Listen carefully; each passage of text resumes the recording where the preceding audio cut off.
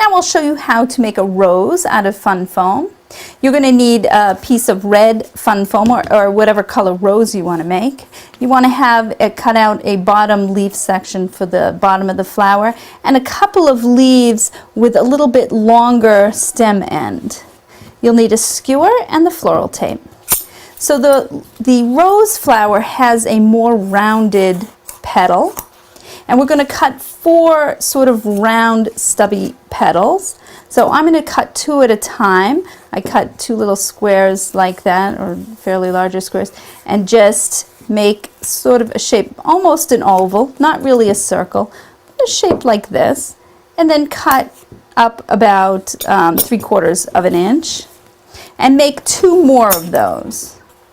So we'll cut a strip like that, 2 squares, and put them together, and then just cut pretty much the same size, maybe a little bit smaller for the second batch, but you can trim your petals as you're going, and cut 1 inch to 3/4 of an inch there.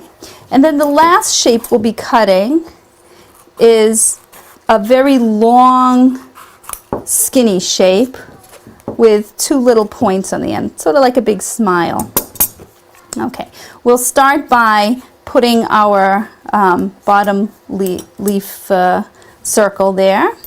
Then take a petal and take the 2 ends from where we split and fold that to give the petal some shape.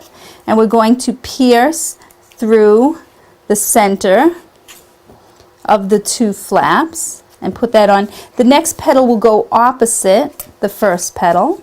Again, fold the flaps over and pierce through the center like this, and just arrange it opposite the first petal.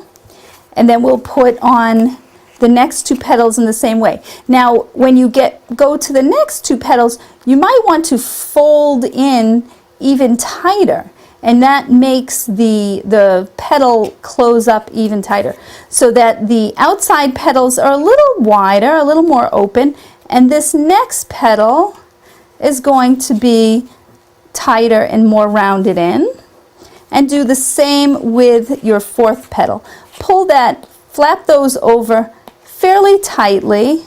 The more you overlap them, the more rounded this petal will be. If you feel like you have too much here, you can even cut out a small triangle of material, and that way you can really pull that in nice and tight. And again, pierce through the center of both of those petals.